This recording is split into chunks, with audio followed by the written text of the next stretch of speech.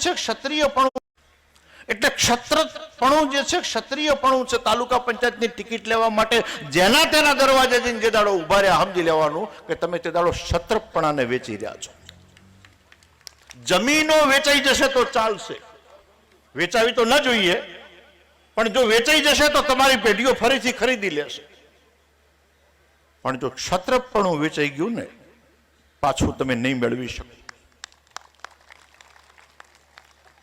એટલે આ દરવાજો રાજદ્વારનો છે. તાલુકા પંચાયત થી ચાલુ થાય, દિલ્હી દરબાર સુધી પોકે, યુનો સુધી પોકે, પણ રાજદ્વાર છે.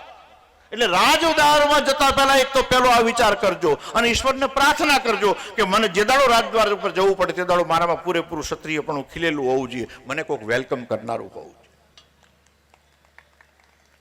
ખૂબ ખૂબ પ્રધાનો કોઈને કોઈ સરકારમાં મને ઓળખનારા હોય, બાપુ એક વખત ચેમ્બરમાં પગલા કરો.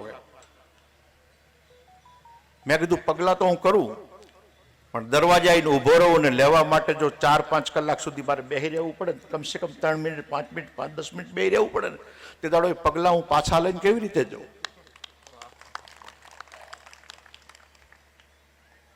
હું તો અમારા સાધુ સંતોને વિનંતી કરું છું કે રાજદ્વારે જતા પહેલા વિચાર કર. નગરદ્વારમાં ક્વોલિફિકેશનની જરૂર નથી, નગરદ્વારમાં પ્રવેશ કરવા માટે હિંમતની જરૂર છે. ત્યાંથી બિસ્તરા પોટલા લઈને જઉં છું, પણ ટકી શકીશ કે કેમ? અને બિસ્તરા પોટલા લઈને જતા રહ્યા, ઘરે આંકણ વટ કરીને જતા રહ્યા. હવે હું પાછો નહીં આવું ને આવું તો મને ફટ કહેજો એમ કહીને તમે નીકળી તો ગયા, અને અમદાવાદમાં ગયા પછી ફસાઈ પડ્યા, સુરતમાં ગયા પછી ફસાઈ પડ્યા, રાજકોટ વડોદરા જે કોઈ શહેરમાં ગયા ફસાઈ પડ્યા. અને ફસાઈ પડ્યા પછી જો તમારે મજૂરી કરવાની તૈયારી નથી અને છેક તળિયે જતા રહેવાની તૈયારી નથી, તો નગર તમને ન હંગરે. પણ અસલ એક માણસ જે વચન ખાતર ગયો હોય કે હવે ગયો છું અને પાછો એમનેમ તો નહીં જવું, એવા કેટલાય લોકો કરોડપતિ બનીને પાછા આવ્યા છે, અને એવા કેટલાય લોકોએ આ દરવાજાઓ બંધાયા છે. કેટલાય લોકોએ પરબો બંધાઈ છે, કેટલાય લોકોએ વિદ્યાલયો બંધાયા છે, કેટલાય લોકોએ સમાજની વાડીઓ બંધાઈ છે. આ બધાને કોઈને કોઈ નાનું બચકું લઈને ગયા હતા, એક રૂગડાનું પોટકું લઈને ગયા હતા, અને એ નગર સાથે એમણે સંઘર્ષ કર્યો અને નગરમાંથી જે કંઈક બનીને બહાર નીકળ્યા. સમાજ એમની આશા રાખે, દુનિયા એમની આશા રાખે, મિત્રો એમની આશા રાખે, સગા સંબંધીઓ એમની આશા રાખે. એટલે એક વસ્તુ છે કે નગર દ્વારમાં જ્યારે પ્રવેશો અને જ્યારે જવાની તૈયારી હોય તો પાછા આવવાની તૈયારી ન રાખો, અને આવો તો સફળ થઈને આવવાની તૈયારી રાખો. નગર દ્વારમાંથી ફેંકી ગયેલો ગામડામાં આવે એટલે ગામડું એને મસ્કરી કરવાનું મેલે જ. હું કહેતો હતો કે મહિનો નહીં ટકે, પણ આ 3 મહિના ટકી ગયો, ખૂબ કહેવાય. આમ કરી કરીને એની મજાક કરે, એની મસ્કરી કરે. ચોથો ગૃહ દ્વાર છે,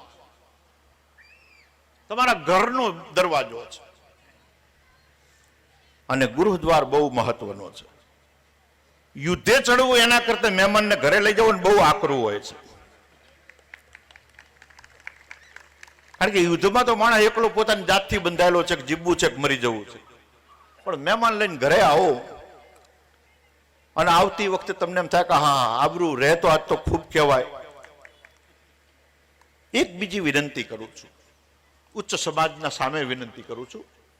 આ તો સાક્ષાત જોગમાયાઓ જેવી જગત છે માતાજીઓનું, પણ ઘરમાં જેનું ચલણ ના હોય ને એને મહેમાનને બહુ તાણ ન કરવી. 2 વખત કહી જવું. કારણ કે લશ્કર લઈને ગમે એવા ગઢનો દરવાજો તોડી શકાય, પણ મહેમાન લઈને ગૃહ દરવાજો તોડવો ને દુનિયામાં આકરામાં કરી પરીક્ષા. એટલે 2 વખત ટકોર કરવી ને 2 વખત પછી કોઈ બરાબર છે પછી માંડી વાળવું. મૂર્ખાઓ પછી હઠે ચડી જાય ને તાણ કરે પછી ઘરે ગયા પછી જે ધીંગાણું ફાટી નીકળે, ભયંકર ધીંગાણું. ઇતિહાસમાં ભલે લખાયેલા નથી હોતા ધીંગાણા, પણ ભયંકર હોય છે. એટલે એને એક ગૃહ દ્વાર કહેવાય, ચોથો દરવાજો છે.